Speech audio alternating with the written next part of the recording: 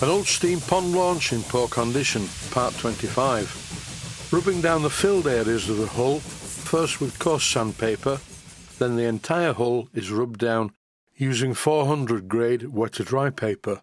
This will key the old paint ready for the new custom mixed red paint. Testing the radio control system while the paint is drying, and sometime later I give it the final coat.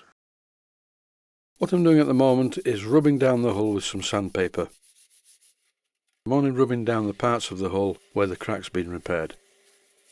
All of the filler and cellulose putty is fully set now, and it's taking no time at all to rub this down with the sandpaper, because if you watch the last video you will see that I smoothed out the cellulose putty with some cellulose thinners as I was applying it, so there's really not that much rubbing down to do.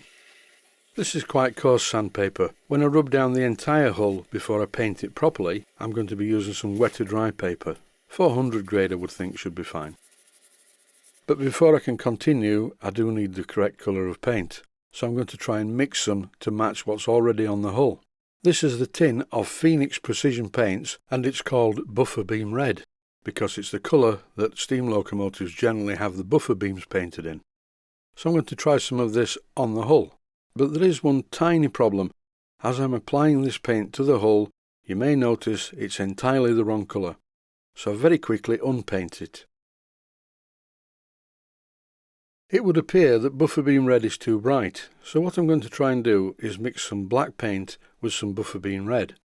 I'm obviously not going to tip the tin of black paint into the red paint to make it darker. First of all, I'm applying some of the red paint to this piece of plywood on the bench, and then some black paint to see how it comes out when I mix them together with the brush. And this is fairly horrible. It's far too dark, so I really don't need much black in there at all.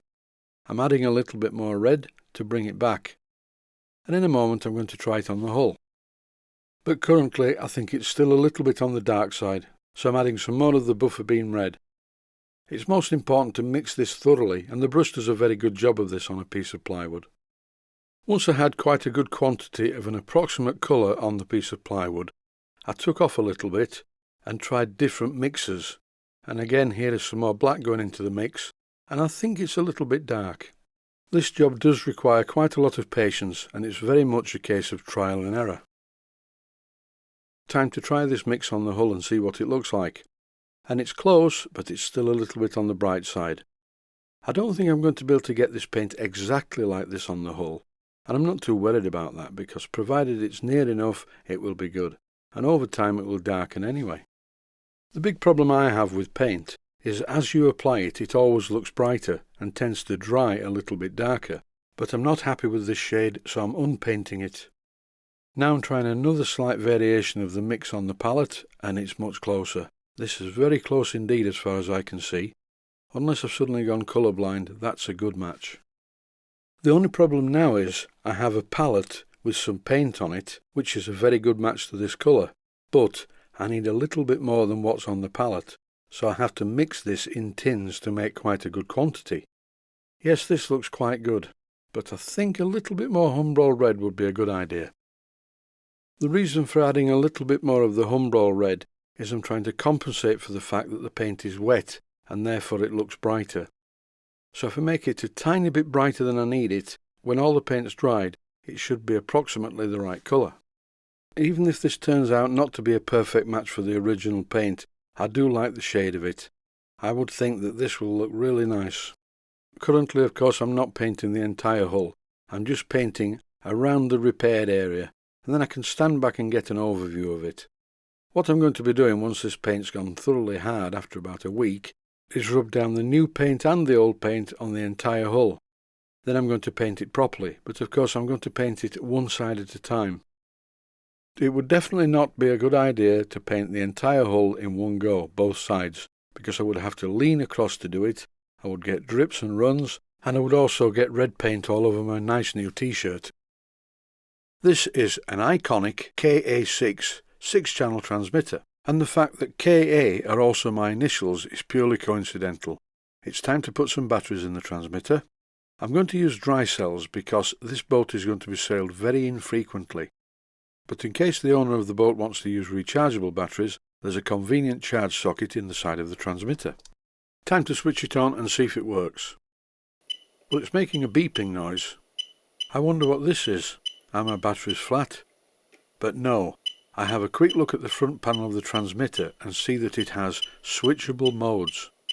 Mode 1 is throttle on the right, Mode 2 is throttle on the left. But to change modes, it's not just a simple case of throwing a switch. What you have to do is change the spring for the self-centering mechanism in the left and right gimbals. So the reason for beeping is simple. Because the stick is in the middle and not in the off position, it's beeping to tell me that the stick is not in the off position, which would be important if you were using this with a modern day electric car or boat or plane. So all I had to do was move the switch to the mode 2 position. It's still beeping because the throttle is at the top. If I bring the throttle down to the bottom, it stops beeping and then we're ready to go. These modern 2.4 GHz radio sets automatically bind to their own receiver. You don't need to use jumper leads and little switches. But before I can do anything with the receiver, I have to decide how to power it. In my left hand is a 6-volt commercial battery pack. In my right hand is a battery holder for dry cells, or of course rechargeable batteries. And once I connect the battery pack to the receiver as well as 3 servos, and then move the sticks on the transmitter, you can see what happens. These servos are very powerful ones, and as you can see there's a lot of torque. They even jump about on the bench. So I have the right hand stick for the rudder, the left hand stick for the throttle, and the small switch that you can see is to turn the gas off. And this part of the video is not witchcraft. This is how it works. I'm somewhere else with the transmitter, and all the servos are still moving on the table, which is a good thing. I'm a little concerned about my original plan of maybe using a dry cell pack in the boat, like I did in the last steamboat that I rebuilt. But the layout of the servos in this boat necessitated the use of a Bowden cable to operate the rudder, so I'm a little concerned that the extra friction of this long Bowden cable may require more than dry batteries to provide the current to operate the servo. In any case, there'll be one of these in the boat. This is called a volt watch and gives you a readout of how much power's in the battery. In that last clip you can't see the green light very clearly because of the bright sunlight coming through the window.